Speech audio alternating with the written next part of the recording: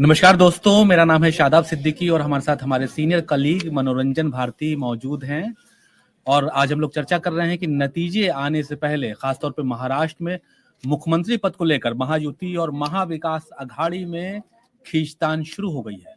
अभी नतीजे नहीं आए हैं, लेकिन तमाम जो दल हैं जिन्होंने महाराष्ट्र में चुनाव लड़ा वो अलग अलग बैठकें कर रहे हैं।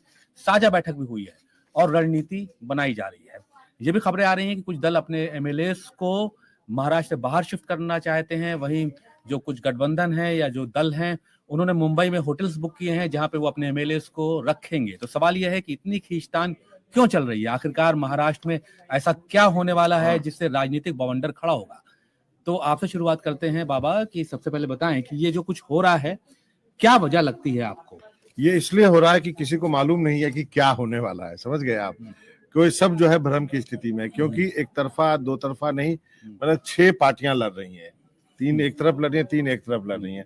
तो ये 6 पार्टियों का आपस में जो है वो कॉन्फ्लिक्ट है, उनका एक दूसरे से सामना है। इसमें जो है कई पार्टी के लोग दूसरे पार्टी के टिकट पे लड़ रहे हैं। जैसे बीजेपी के नेता है वो शिंदे सेना की तरफ से चुनाव लड़ रही हैं। तो ऐसे में जो है वो किसी को मालूम नहीं पड़ रहा है कि नतीजे क्या होंगे। तो इसलिए सब शुरू से ही अभी से फील्डिंग लगा के रखे हैं। जैसा कि आपने बताया कि होटलों में मीटिंग हो रही है, होटल बुक कर दिए गए हैं।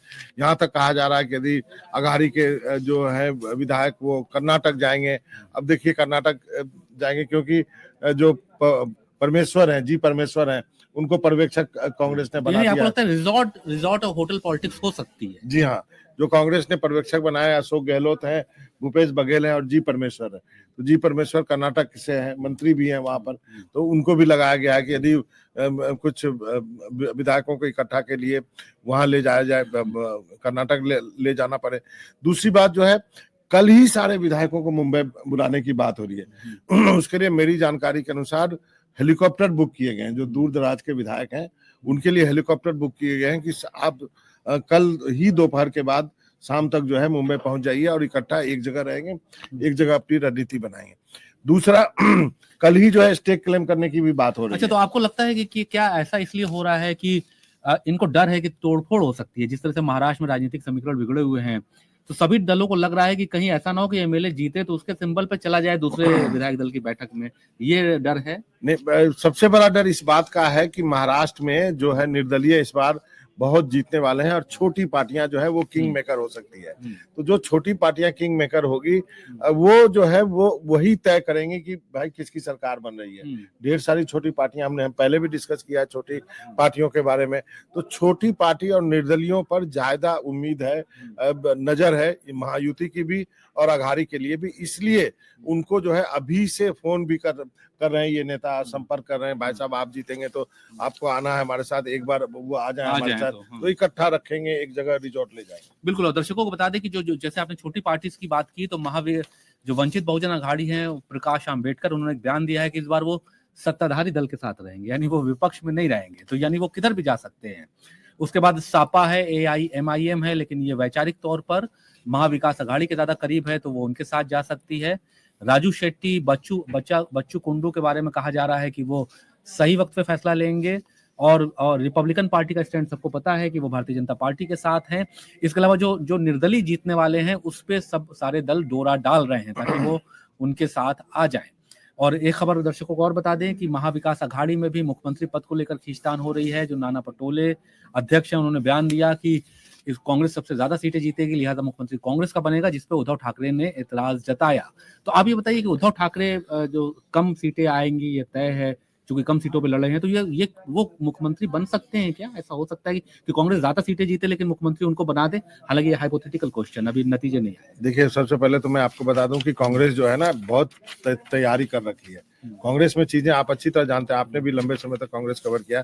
कांग्रेस में चीजें इतनी जल्दी होती नहीं है, लेकिन आप देखिए कांग्रेस ने महाराष्ट्र के भी जो है पर्यवेक्षक नियुक्त कर दिए और झारखंड के भी कर दिए। तारिक अनवर है, मल्लू भट्टी है और कृष्णा एलावेरू हैं। तो ये 3 लोग जो हैं वो झारखंड के हैं, अशोक गहलोत, भूपेश बघेल, जी परमेश्वर जो हैं वो महाराष्ट्र के हैं। तो जो चीजें विधायकों के जीतने के बाद कांग्रेस करती थी वो एक दिन पहले कर दिया है। तो कांग्रेस को भी कहीं से फीडबैक होगा ऐसा लगता है। और इसलिए जो मुख्यमंत्री पद की बात कही, तो मुख्यमंत्री पद को लेकर के दोनों जगह जो है वो जो है बयानबाजी हो रही है। बीजेपी के एक नेता ने कहा कि वो चाहते हैं कि फडणवीस मुख्यमंत्री बने। अघाड़ी में आपने कहा है कि कांग्रेस चाहती है उनका बने। शिवसेना की तरफ से कहा गया कि अभी इस पर कुछ तय नहीं हुआ है। शिवसेना का क्लेम इसलिए उद्धव ठाकरे क्लेम कर रहे हैं, उनकी पार्टी कर रही है कि क्योंकि अघाड़ी में जो है वो पहले सीएम थे। हालांकि एक बात और बता दें, दर्शकों को बता दें कि जो मौजूदा सीएम है शिंदे साहब, उन्होंने कहा है कि वो इस बार बहुत ज्यादा क्लेम नहीं कर रहे हैं। उनको पता भी है, हो सकता है कि शायद उनको ना बनाया जाए, उनके दिमाग में ये बात होगी। और दर्शकों को एक बार ब्रेकअप भी बता देते हैं ताकि आपको पता चल जाए कि कौन कितनी सीटों पे लड़ रहा है। देखिए, भारतीय जनता पार्टी 148 सीटों पे लड़ रही है, शिवसेना शिंदे गुट 83 सीटों पे लड़ रहा है और एनसीपी अजीत पवार 52 सीटों पर चुनाव लड़ रहे हैं। इसके अलावा जो है जो छोटे छोटे दल हैं उनसे भी उन्होंने गठबंधन किया है, 5-7 सीटें उनको दी हैं। तो अगर बीजेपी 148 पे लड़ रही है तो स्वाभाविक है कि बीजेपी ही सबसे बड़ी पार्टी बनेगी। हाँ। और शिवसेना शिंदे या एनसीपी अजीत पवार का कम होगा। तो क्या आपको लगता है कि बीजेपी त्याग करेगी, जैसे पिछली बार उन्होंने त्याग किया, बना दिया? इस बार आपको लगता है कि अगर बहुमत मिला तो बीजेपी ये कर पाएगी? देखिए, अभी तक बीजेपी ने इस पे अपने जो है पत्ते नहीं खोले हैं, समझ गए। बीजेपी हमेशा से कहा है, बीजेपी के बड़े नेताओं ने भी कहा है कि हम चुनाव के बाद तय करेंगे। तो पिछली बार जो हुआ था कि भाई सबसे ज्यादा सीट लेकर के भी फडणवीस साहब जो है वो उप मुख्यमंत्री बन गए, सबको वो कुर्सियां खाली थी, उस वक्त प्रेस कॉन्फ्रेंस हो रहा था, याद होगा आपको। पूरे देश में ये इस बात की चर्चा थी कि जो फडणवीस ही सीएम होंगे, लेकिन एकनाथ शिंदे जी सीएम बन गए। फडणवीस साहब को उप मुख्यमंत्री ही रहना पड़ा। अब क्या इस बार होगा? क्या 100 के आसपास सीट जीत करके लेकिन बीजेपी भी लेकिन अकेले सरकार नहीं बना पाएगी। हाँ। देखिए, ये तो तय है कि उसके जो सहयोगी हैं उनको साथ चाहिए होगा, यानी जो शिंदे साहब हैं या अजीत पवार हैं उनका साथ चाहिए। अजीत पवार के बारे में आपको क्या लगता है, क्या पलटी मार सकते हैं अजीत पवार, क्योंकि सबकी निगाहें अजीत पवार पे टिकी हुई है? देखिए, अब ये इतना तो इस पूरे चुनाव के दौरान जो चीजें हुई हैं उससे ये साफ हो गया है। और जितने भी इंटरव्यू अजीत पवार ने दिए हैं, चाहे जितने भी भाषण आपके सुने, वो बीजेपी के साथ अनकंफर्टेबल है। उनको एकनाथ शिंदे के साथ उतना शायद उनकी पार्टी से उतना दिक्कत नहीं है। अब उन्होंने जो नवाब मलिक को टिकट दिया, उनकी बेटी को टिकट दिया, बीजेपी ने कहा हम वहाँ कैंडिडेट, नारे से दूरी बनाई। हाँ, तो उन्होंने कहा कि बीजेपी ने कहा हम उनके लिए प्रचार नहीं करेंगे। प्रधानमंत्री की मुंबई की मीटिंग में अजीत पवार नहीं गए। उन्होंने साफ इंटरव्यूज में कहा कि वो बहुत ऐसी नीतियां हैं बीजेपी की जिससे कि वो मुतमईन नहीं है, वो उनके साथ नहीं है। तो एक थोड़ा सा डिफरेंस जो है यहाँ पर दिख रहा है। और कई लोग ये मानते हैं कि अजीत पवार साहब जो है वो शायद एक कमजोर कड़ी है। लेकिन जो नवाब मलिक का जो कहना है कि सरकार बिना अजीत पवार के नहीं बनेगी, तो अब ये दोनों तरफ लागू होता है। क्या उधर की सरकार उनके बिना नहीं बनेगी? शायद हो सकता है उतना सा नंबर चाहिए सरकार बनाने के लिए जो अजीत पवार के पास हो, और ये इधर की सरकार में भी इतना सा नंबर चाहिए जो अजीत पवार के पास। तो बिल्कुल इससे तय है कि जो महायुति है, यानी जिसमें जो बीजेपी जिसकी अगुवा है और जो कि सबसे ज्यादा 148 सीटें लड़ रही है, उसको भी साथ चाहिए होगा। अब जैसा कि आपने बताया अभी कि अजीत पवार जो है क्या करेंगे, ये कल तय होगा या बाद में तय होगा। और शिंदे साहब भी जो हैं वो बहुत निश्चिंत नहीं है, इसलिए वो दावा नहीं कर रहे हैं। और अब आ जाते हैं इस पे, महाविकास अघाड़ी पे। देखिए, दर्शकों को बता दें कि देखिए महाविकास अघाड़ी में कांग्रेस सबसे ज्यादा सीटों पर चुनाव लड़ रही है। कांग्रेस 103 सीटों पर चुनाव लड़ रही है। 96 पर शिवसेना ने चुनाव लड़ा है।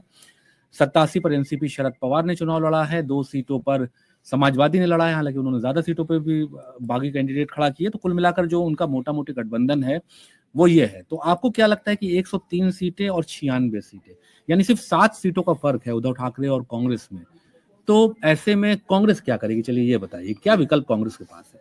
देखिए, कांग्रेस सबसे बड़ी पार्टी बनती है तो कांग्रेस का दावा रहेगा मुख्यमंत्री पद पर, ये बात तो मुझे मालूम है। कांग्रेस दावा करेगी, खासकर वहाँ की लीडरशिप जो है वो दावा करेगी। और यही बात जो है वहाँ के प्रदेश अध्यक्ष भी कह रहे हैं। उद्धव ठाकरे मानेंगे? आपको क्या लगता है?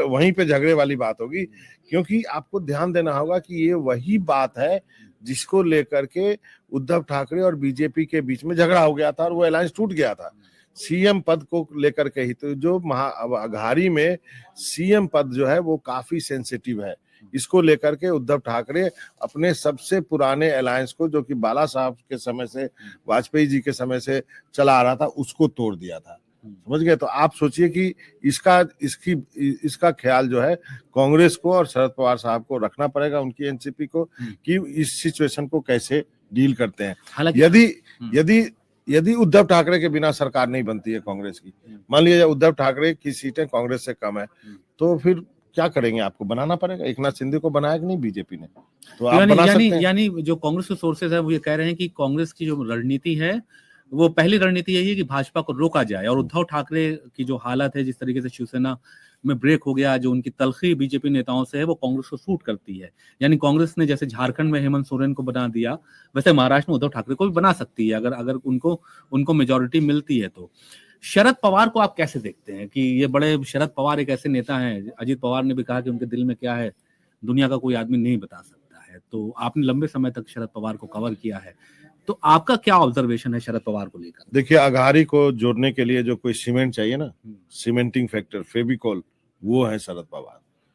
वो शरद पवार यदि ना रहे तो अघारी तो टूट गई थी। मतलब वो इतने दिनों तक रहती नहीं, क्योंकि बहुत बेमेल पार्टियां हैं। मतलब एनसीपी कांग्रेस तो चलो एक है, लेकिन शिवसेना जो कि कांग्रेस के खिलाफ ही रही हमेशा, मतलब उनका उदय ही हुआ है, उनका नेचुरल पार्टनर बीजेपी रहा है, उसको उद्धव ठाकरे को एक साथ और कांग्रेस को एक साथ बैठाना, ये केवल और केवल शरद पवार कर सकते हैं।